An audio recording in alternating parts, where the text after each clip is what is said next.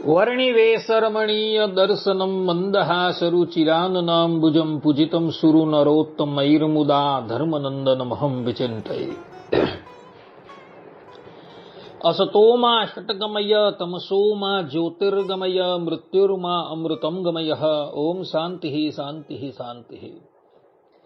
અસ્મદ્ગુરુ સમારંભામ નાથયામૂન મધ્યમામ લક્ષ્મી વલ્લભ પર્યંતામ વંદે ગુરુ પરંપરા. આજની જ્ઞાન સભાની અંદર પધારનારા બધા જ ભગવત ભક્તોને વેદાંતાચાર્ય, પુરાણ ઇતિહાસાચાર્ય, એમએ ફિલોસોફી શાસ્ત્રી ડાકેશ ભાઈના હેતપૂર્વક જય સ્વામિનારાયણ.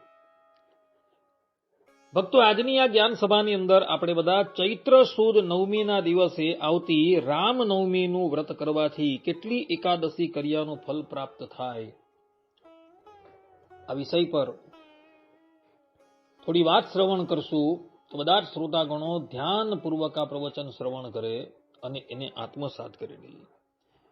તો ભગવાન સ્વામિનારાયણ શિક્ષાપત્રીના 79માં શ્લોકમાં પોતાના સમસ્ત આશ્રિતોને આજ્ઞા આપતા કહે છે કે એકાદશીનામ સર્વાસામ કર્તવ્યમ વ્રતમાદરાત કૃષ્ણ જન્મદિનાનામ ચ શિવરાત્રિશ્ચ ઉત્સવમ.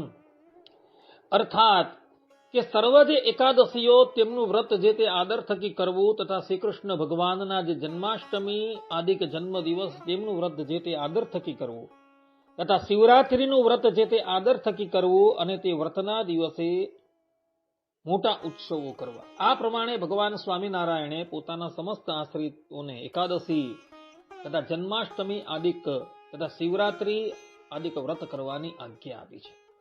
અહીં ભગવાન સ્વામિનારાયણે જન્માષ્ટમી આદિ શબ્દ લખેલો છે અને આદિનો અર્થ કરતા સદગુરુ સતાનંદ સ્વામી શિક્ષાપત્રી અર્થ દીપિકા ટીકામાં કહે છે કે આદિ તરીકે અહીં રામનવમી પણ લઈ લેવી.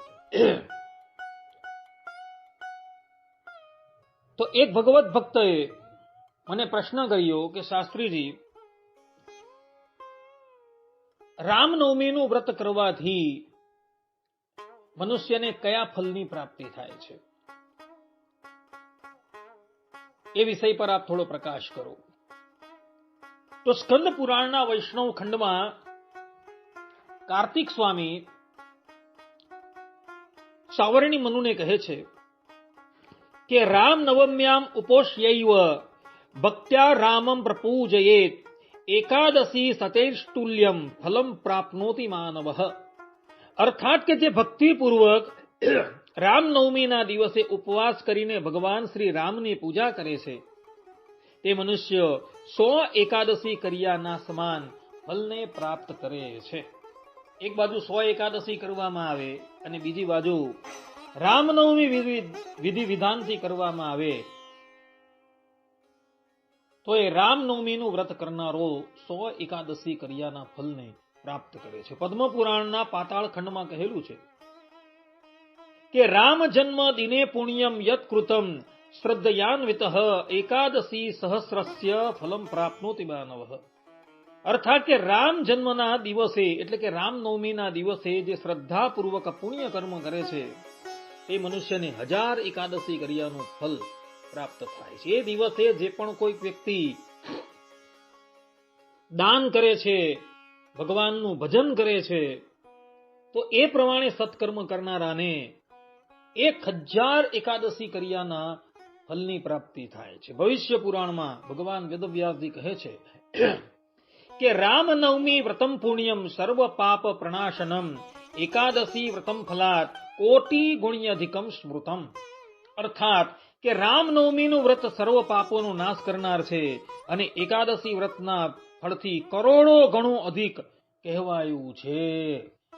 જે પણ કોઈક વ્યક્તિ વિધિ વિધાન પૂર્વક રામનવમીનું વ્રત કરે છે એના બધા જ પાપો સમાપ્ત થઈ જાય છે.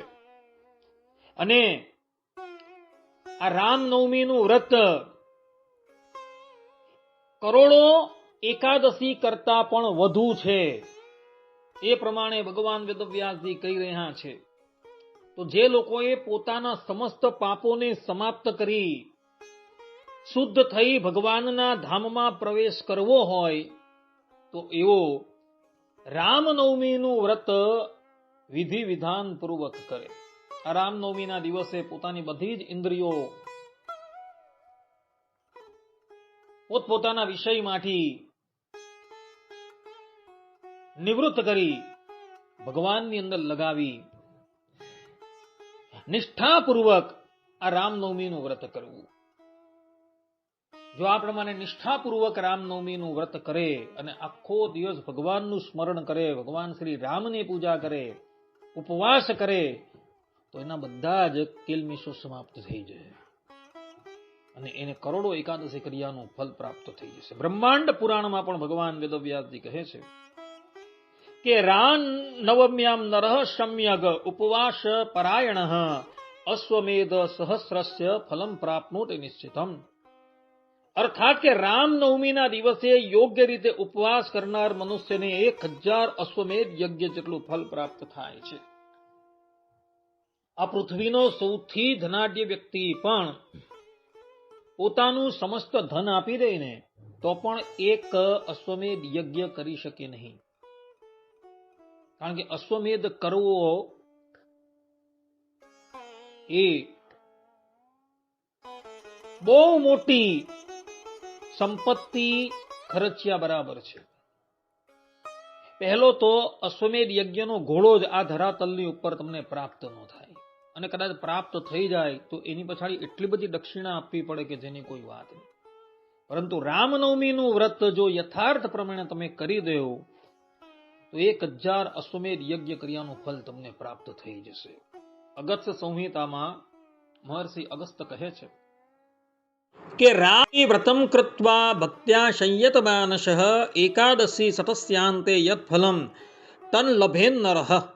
અર્થાત કે જે મનુષ્ય ભક્તિપૂર્વક મનને સંયમમાં રાખીને રામનવમી વ્રત કરે છે તે 100 એકાદશીના અંતે મળતું ફલ પ્રાપ્ત કરે છે. વશિષ્ઠ સંહિતામાં મહર્ષિ વશિષ્ઠ કહે છે કે રામ જન્મોત્સવે પ્રાપ્તે ઉપવાસમ કરોતિ યહ એકાદશી વ્રતસ્યાપી ફલમ તસ્મૈ પ્રદીયતે. અર્થાત કે જે રામ જન્મોત્સવના દિવસે ઉપવાસ કરે છે તેને એકાદશી વ્રતનું ફલ પ્રાપ્ત થાય છે.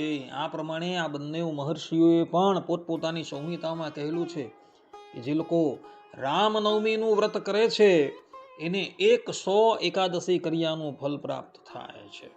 માટે ભક્તો, આપણા મહર્ષિઓએ જે પ્રમાણે કહેલું છે અને આપણા ઈષ્ટદેવ ભગવાન શ્રીહરિએ જે પ્રમાણે આજ્ઞા કરી છે એ પ્રમાણે તમે બધા પણ રામનવમીનું વ્રત કરજો. એ રામનવમીનું વ્રત કરવાથી તમને કરોડો એકાદશી ક્રિયાનું ફલ મળશે. આ ઉપરાંત તમારા બધા જ પાપો જે છે એ સમાપ્ત થઈ જશે અને પાપ સમાપ્ત થતાં તમે દેહાંતે ભગવાનના ધામમાં પ્રવેશ કરશો. માટે ભક્તો, બધા જ લોકો આ વાત જે છે એ આત્મસાત કરી રાખે અને નિષ્ઠાપૂર્વક રામનવમીનું વ્રત કરે.